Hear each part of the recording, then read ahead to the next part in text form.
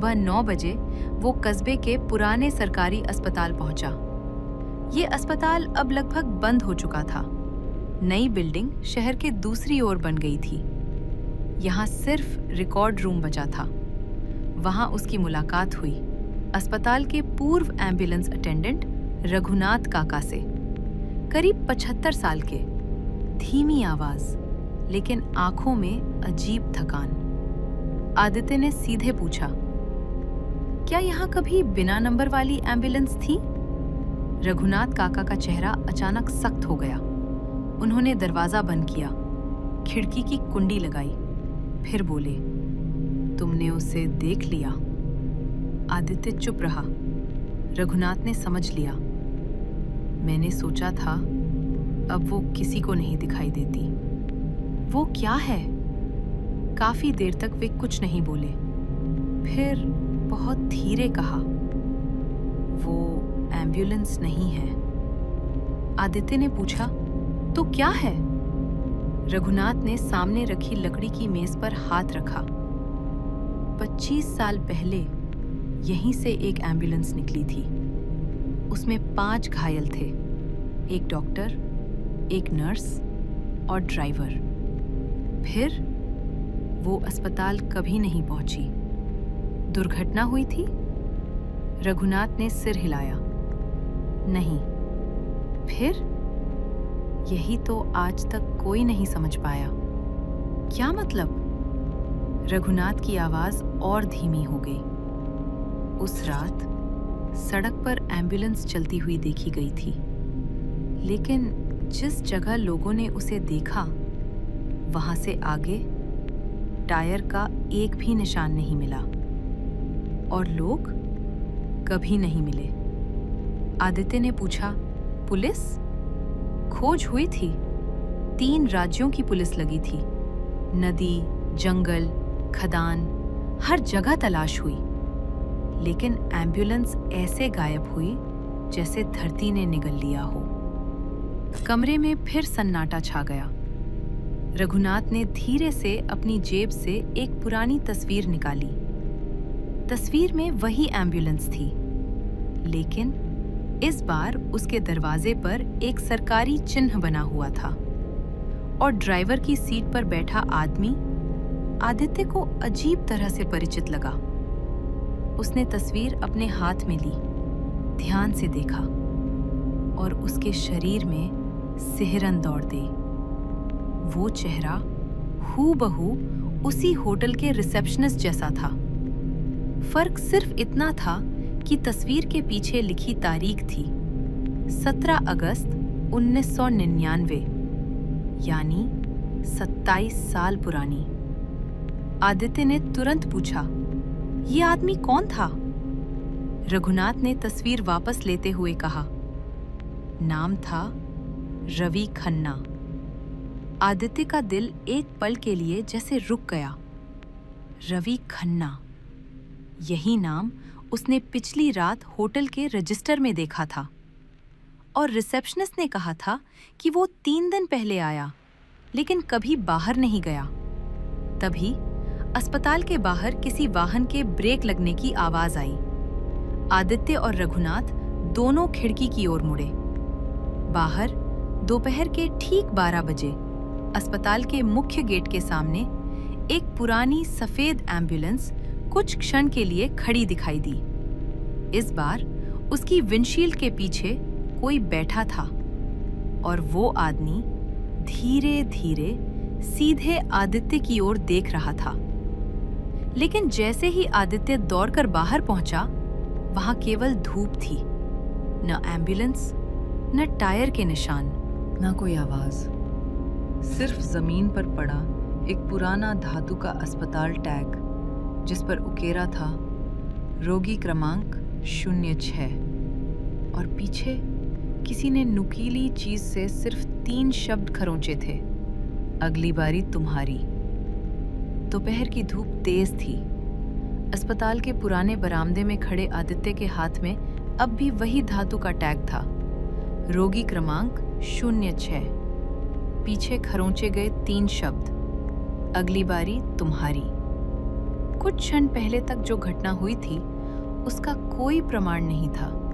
न एम्बुलेंस, न उसकी पहियों के निशान, न किसी ने उसे आते देखा। लेकिन टैग, वो उसके हाथ में था। यह किसी भ्रम का हिस्सा नहीं हो सकता था। रघुनाथ काका धीरे धीरे बाहर आए। उन्होंने टैग देखते ही गहरी सांस ली। ये तुम्हें कहाँ मिला? यहीं, जहां एम्बुलेंस खड़ी थी। रघुनाथ ने टैग अपने हाथ में लिया। कुछ सेकंड तक उसे देखते रास्प, फिर बोले, ये टैग अस्पताल के मरीजों को नहीं दिए जाते थे। फिर ये सिर्फ उन लोगों के लिए होते थे जिनकी पहचान नहीं हो पाती थी। आदित्य चुप हो गया। रघुनाथ आगे बोले, पहले सड़क दुर्घटनाओं में जो लोग बिना किसी पहचान के मिलते थे, उन्हें ऐसे टैग दिए जाते थे। जब तक परिवार नहीं मिलता, तब तक यही उनकी पहचान होती थी। रोगी क्रमांक 06 कौन था? रघुनाथ ने सिर झुका लिया। यही तो बात है, ऐसा कोई रिकॉर्ड अब मौजूद नहीं है। उस शाम आदित्य सीधे अस्पताल के रिकॉर्ड रूम पहुंचा। कमरा वर्षों से बंद था। लोहे की अलमारियों पर धूल जमी थी। सीलन की गंध, दीवारों पर उखड़ा हुआ प्लास्टर और छत से लटकता एक पुराना पंखा। वहां काम करने वाला कर्मचारी पहले तो मना करता रहा, लेकिन पत्रकार का परिचय पत्र देखकर उसने चाबी दे दी। 1 घंटे में वापस आ जाना, बिजली कभी भी चली जाती है। आदित्य ने सिर हिलाया। दरवाजा बंद हुआ और वो अकेला रह गया। पुरानी फाइलें सालों के हिसाब से रखी थीं। 1997, 1998, 1999, यही साल चाहिए था।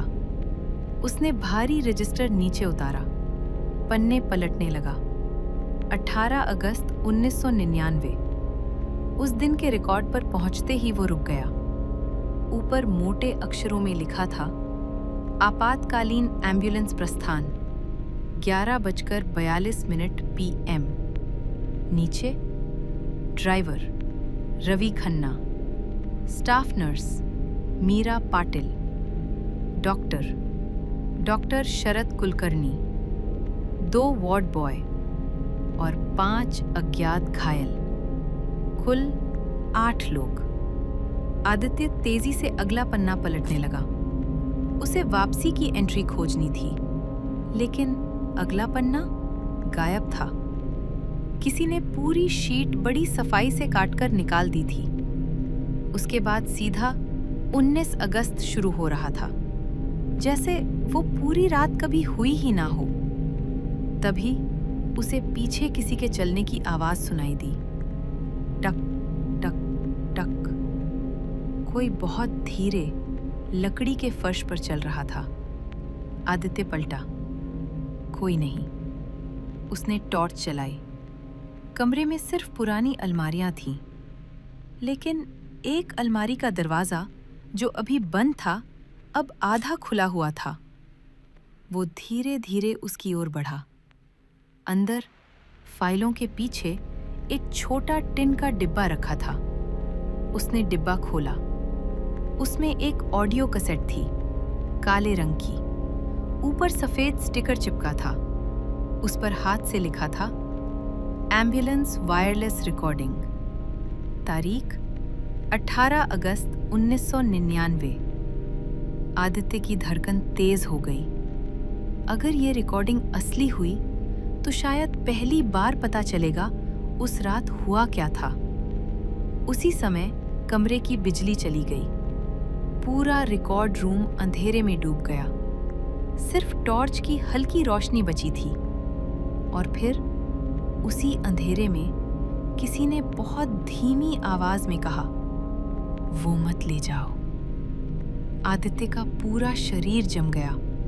ये आवाज बहुत पास से आई थी, लेकिन टॉर्च घुमाने पर वहां कोई नहीं था। होटल लौटते समय उसने शहर के एक पुराने इलेक्ट्रॉनिक्स रिपेयर वाले से कैसेट चलवाने की व्यवस्था की।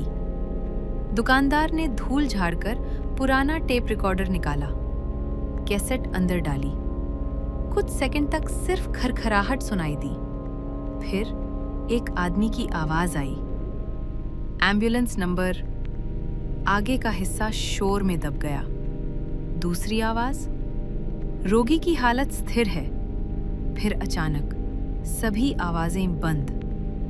लगभग 10 सेकंड तक पूर्ण सन्नाटा, और उसके बाद ड्राइवर की घबराई हुई आवाज, साहब, ये सड़क कहाँ चली गई? दूसरी आवाज, ब्रेक लगाओ। फिर, ब्रेक नहीं लग रहे। कुछ सेकंड बाद एक नर्स की कांपती आवाज, पीछे वाला मरीज, वो स्ट्रेचर पर नहीं है। आदित्य की उंगलियां टेप रिकॉर्डर पर कस गईं। रिकॉर्डिंग आगे बढ़ी। डॉक्टर चिल्ला रहे थे, अभी तो यही था। फिर एम्बुलेंस के भीतर किसी धातु के दरवाजे के खुलने जैसी आवाज आई, और एक बिल्कुल अपरिचित स्वर, जो ना पुरुष का था न स्त्री का, बहुत शांत लहजे में बोला, जिसका समय नहीं आया वो उतर जाए। पूरे कमरे में सन्नाटा छा गया। दुकानदार ने घबराकर रिकॉर्डर बंद कर दिया। साहब, ये कैसेट आप वापस ले जाइए, मैं इसे नहीं सुनूंगा। क्यों? दुकानदार बोला, मेरे पिता इसी अस्पताल में काम करते थे। उन्होंने बचपन में यही रिकॉर्डिंग सुनाई थी। उन्होंने कहा था, अगर इसे पूरा सुन लिया तो रात को कोई दरवाजा जरूर खटखटाता है। उस रात आदित्य ने तय किया कि वो पूरी रिकॉर्डिंग अकेले सुनेगा, होटल के कमरे में। कमरा नंबर 203, सामने कमरा 204, वही जिसमें रजिस्टर के अनुसार रवि खन्ना रुका था, लेकिन जिसे किसी ने कभी खुलते नहीं देखा। रात के 11:55। आदित्य ने रिकॉर्डर चालू किया। रिकॉर्डिंग वहीं से शुरू हुई। इस बार आवाजें पहले से भी साफ थीं। डॉक्टर, ये हाईवे नहीं है। ड्राइवर, साहब, सामने अस्पताल दिख रहा है। नर्स, लेकिन इस रास्ते पर तो कोई अस्पताल नहीं। फिर एम्बुलेंस का दरवाजा खुला और रिकॉर्डिंग में कई लोगों के उतरने की आहट सुनाई दी। इसके बाद लगभग 20 सेकंड तक सिर्फ हवा की आवाज। फिर एक एक करके सबकी चीखें, लेकिन वे सामान्य चीखें नहीं थीं। जैसे कोई दर्द से नहीं, बल्कि किसी ऐसी चीज को देखकर चिल्ला रहा हो जिसे शब्दों में बताया ही नहीं जा सकता। और फिर अचानक पूर्ण शांति। रिकॉर्डिंग समाप्त। उसी क्षण होटल के कॉरिडोर में धीरे धीरे किसी स्ट्रेचर के पहियों की आवाज सुनाई दी। घर घर घर। आदित्य ने घड़ी देखी, 12:27। उसका गला सूख गया। आवाज सीधे उसके कमरे के बाहर आकर रुक गई। कुछ सेकंड पूर्ण सन्नाटा। फिर दरवाजे पर दस्तक नहीं हुई, बल्कि किसी ने बहुत विनम्रता से कहा, रोगी क्रमांक 06, चलने का समय हो गया है। आदित्य का दिल इतनी जोर से धड़क रहा था कि उसे लगा आवाज बाहर तक जा रही होगी। वो बिल्कुल स्थिर खड़ा रहा। आवाज फिर आई, दरवाजा मत खोलिए। लेकिन इस बार ये आवाज बाहर से नहीं, उसके कमरे के बाथरूम के अंदर से आई थी। आदित्य ने धीरे धीरे बाथरूम की ओर देखा। दरवाजा आधा खुला था।